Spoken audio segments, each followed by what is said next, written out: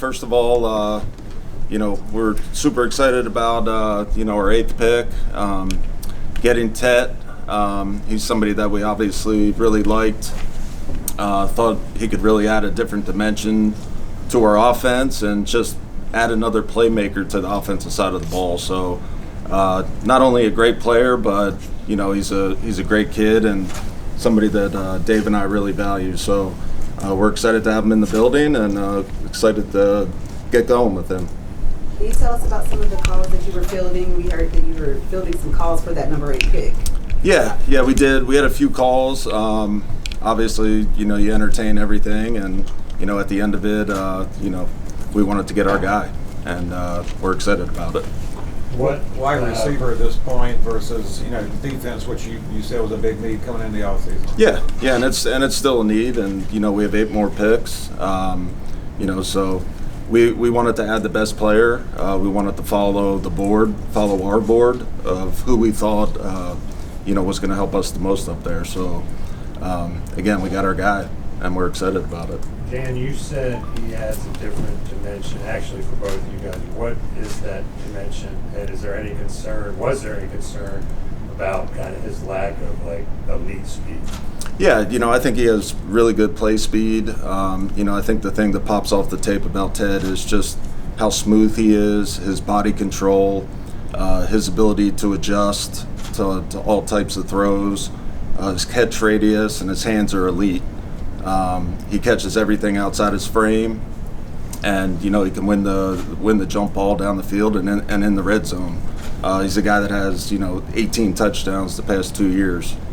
So he puts the ball in the end zone, and obviously that's something that we want to do. Dave, do you view him as a day one impact starter? Absolutely. He's going to have to work for it.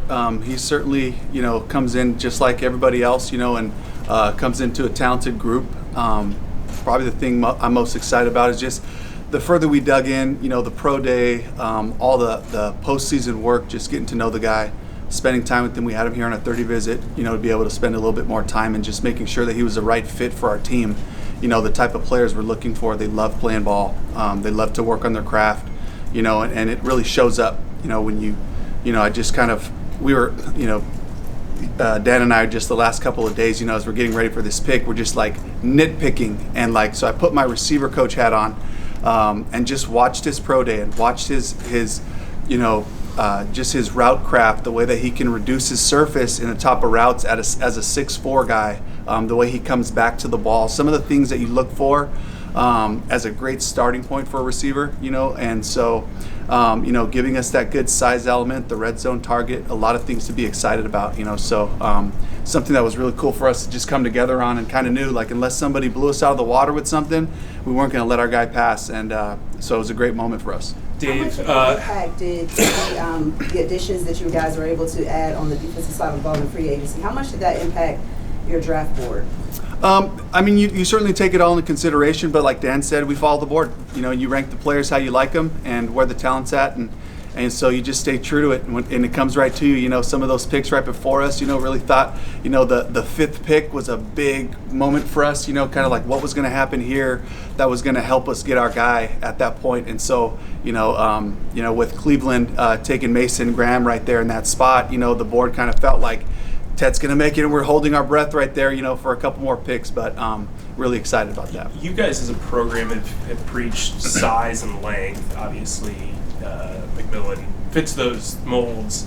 I'm just curious, how does he fit into the wide receiver room from a complementary standpoint, outside of those attributes?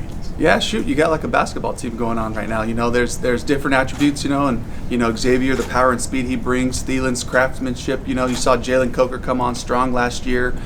Tet all of a sudden brings in this really long, 6'4" target to kind of round out the group. So, it's a really cool group to think about. And I mean, obviously, right off the bat, Brad and Rob come down the hall, and I'm like, all right, boys, here we go. And so pretty exciting. I know I harp on this point a lot, but you're a former wide receivers coach. Brad's a former wide receivers coach. Rob, all of his accolades. You guys have invested so heavily in wide receiver. From a developmental standpoint, how much pressure does that put on you guys to kind of deliver and make that group kind of ascend. I love that. You know, I love for the pressure to be on us to utilize these guys with their talents, the unique abilities they have, to fit them into the core of our schemes, to continue to find out who we are and to find that identity, you know, in the pass game. And then, of course, you know, just from a team standpoint, you know, just getting football players, getting dogs, getting playmakers, and we really felt like we got that in Ted. How much did just the way Rice finished the season and seeing that uptick, how much did that go into like saying, look, we got defensive needs, but we got to get this quarterback another weapon? Yeah, I mean, you know, I think for me it's and for Dan as well, you know, we got to do what's best for the team, and the best thing we can do is to evaluate our board to stay true to where we have guys at. And when you really like have conviction about a player and they come to you, you know, the alternatives, like the trade alternatives and all those things, they got to like blow you out of the water, you know, to pass up on all the work that's been done, you know, not just, you know, myself and Dan, but his whole staff, my staff as well, just looking at these guys and being able to evaluate them and so that it's a collective decision, so that we all go into this thing with a commitment to make the Panthers better. You guys both had said individually this offseason that you were good with the receiver group you have. Clearly, you felt it needed another piece, though. No, I wouldn't so much say that. I mean, you know, I just think, again, like you follow your board and you take the best players, and Tet was high on our board. We obviously felt really good about him, and he was there for the taking, so we didn't want to pass up on a good player. Was there a particular moment where you guys looked at each other and said, okay, this is our guy?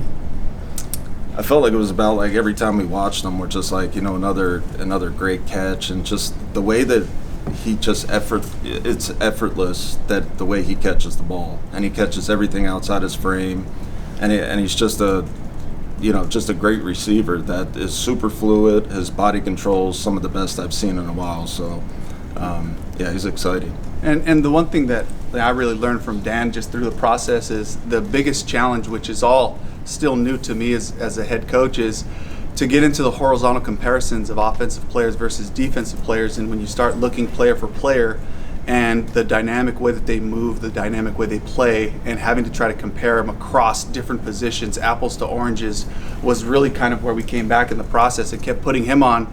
And then you're like really excited. You almost can't turn the tape off. So it's like it stood out, you know, in such a special way that, you know, he made the decision easy for us. You guys, 2 years in a row, a wide receiver, first round, you turn it into an offensive guy there? No, I don't think so. I mean, I'm turning into a guy that just wants to bring good football players in here, and it's just another opportunity to bring a great player in here. Is there a chance you're not done today? No. Yeah. No, I think we're done.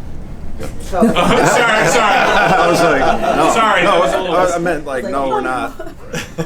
When you look at last year's draft, Your eyes got really big, by the way. yeah, I was like, oh, okay, we're gonna be busy.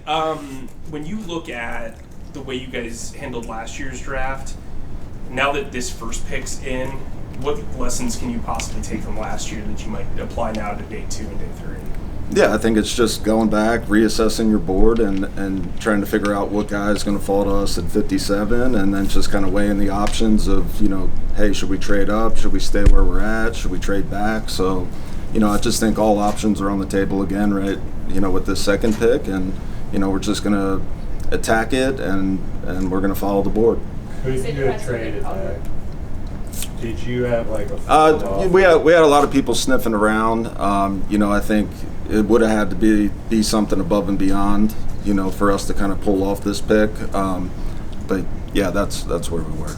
You said you had some good conversations leading up to the draft with him. Can you talk about the cultural fit that he might be with this team?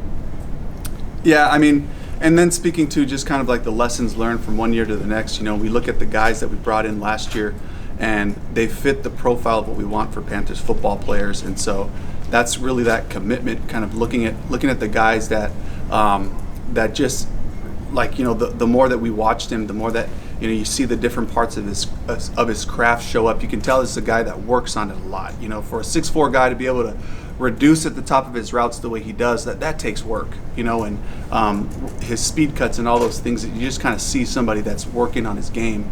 And so I think just, you know, taking a note out of that, and just knowing that we're getting another person that fits into what we're trying to do, and the guy's a baller, you know, and that's like, there's a simple way to look at it. You watch film, and the ballers show up, and they make plays in big moments, and they're always looking to do something special. For either one of you, the defense had historical struggles last year. With the offensive wide receiver group, you have two guys already above 6 foot, 6'3". What would you say to the fans about what you believe about this defense, not taking a pick in the defensive side of the ball this early in the draft? What would your message to the fans be about what you believe about this defense? I'll go first. Same thing. We're trying to do the best thing for the Panthers, and that's our commitment. Is if we can stay true to our evaluation process and follow the board, be disciplined about that over time, we'll select the players that we have conviction on, that we're all on the same page with, all on the same board.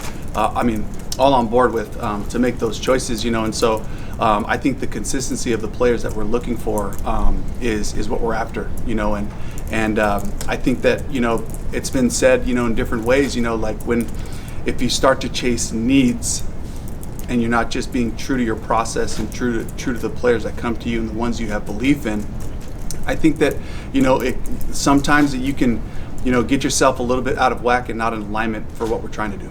Yeah, and we did attack our defensive needs through free agency, and again we have eight picks left, and our board has a lot of defensive guys on there as well, so it's definitely not something that we're going to neglect.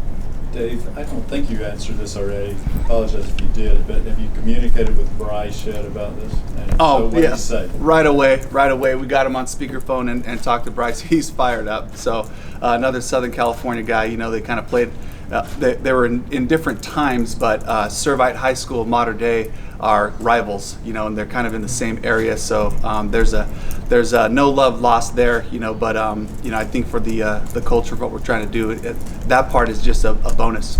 And a little bit similar question, but do you, on something like this, do you communicate to Xavier Leggett, who might feel a little threatened by this pick? Not right now. Right now we're celebrating this moment with our guys, and when Ted gets here, again, tomorrow will be an opportunity. He'll be in here at some point, so I'm sure, the fans will be able to meet him at some point tomorrow. But right now it's just about celebrating this moment, and when he comes in here, he's a Panther. He's one of us. Was this pick something of an indictment of Leggett in his early development? No, Xavier, he wants to win, and that's all Xavier cares about. Just kind of going back to that question, Xavier wants to win, and he's hungry to go out there and compete and show up big this year. And I know he's been working his butt off, and we're excited about him, and we're excited about the team and the direction that we're headed. All right, thank you very much. Thank you. All right, thank you.